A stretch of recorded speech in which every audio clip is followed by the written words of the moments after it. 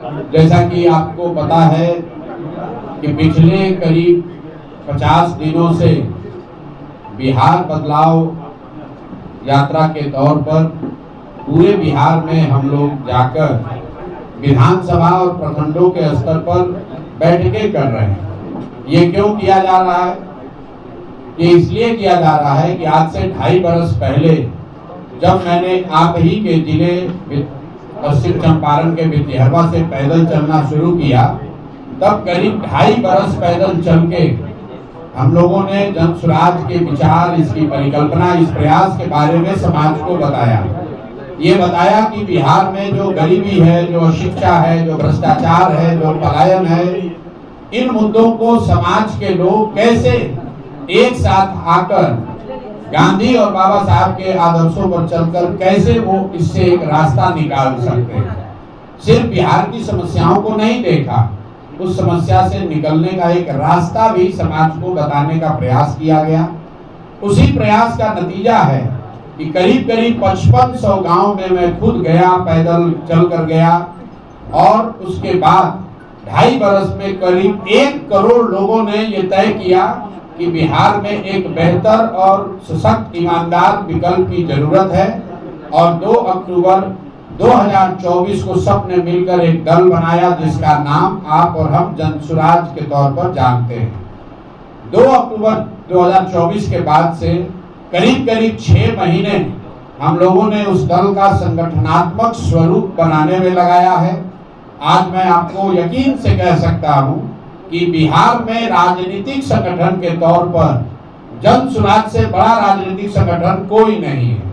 आपके पास विधायक मंत्री ज्यादा हो सकते हैं, आपके पास सांसद हो सकते हैं, लेकिन कार्यकर्ताओं और सदस्यों के तौर पर जन स्वराज आज बिहार का सबसे बड़ा आउटफिट है। भाजपा का यहाँ दावा है कि उनके करीब करीब 70 लाख प्राथमिक सदस्य हैं।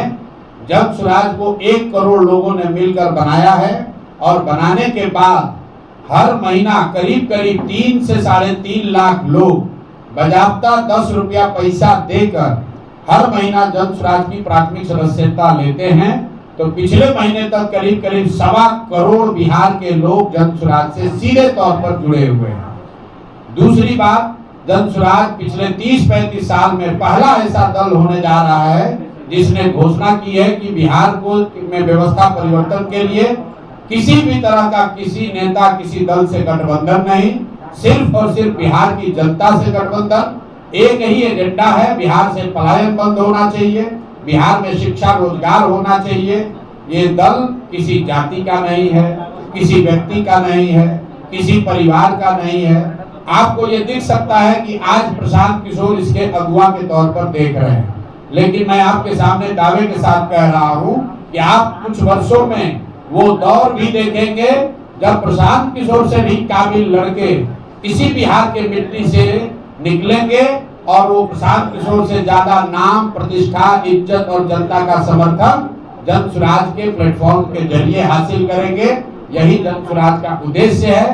बिहार में व्यवस्था परिवर्तन हो, लेकिन वो परिवर्तन किसी परिवार के द्वारा नहीं, किसी जाति, किसी व्यक्ति विशेष के द्वारा नहीं, बिहार के हर उस व्यक्ति के सामूहिक प्रयास से हो जो बिहार में एक नई राजनीतिक व्यवस्था चाहता है, जो ये चाहता है कि आने वाली पीढ़ियों को कोई बिहारी कह के गाली ना दे। हम लोग, आपने देखा होगा पिछले 2.5 बरस में मैंने बिहार में एक चीज प्रस्थापित करने की कोशिश की है कि किसी दल का, किसी व्यक्ति का, किसी नेता का नारा नहीं लगाना है।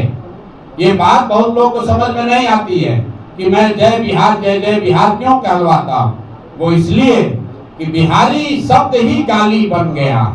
बिहारी कहे जाना अपने आप में शर्म की बात हो गई है। तो ये हम लोग का संकल्प है, और हर बिहारी का ये संकल्प होना चाहिए कि जब तक बिहारी कहे जाना गौरव की बात ना हो, तब तक बिहार को इस दुर्दशा में पहुंचाने वाले नेताओं का, दल का कभी हम लोग नारा नहीं लगाएंगे। उसमें प्रशांत किशोर भी शामिल है। अगर हम भी पहले सजग हुए होते, हमने भी पहले प्रयास किया होता, तो शायद बिहार की ये दुर्गति नहीं होती। इसीलिए किसी व्यक्ति, किसी दल का नारा नहीं, सिर्फ और सिर्फ अपनी धरती, अपने इस मातृभूमि का नारा लगाते हैं हम लोग। जय बिहार, जय जय बिहार।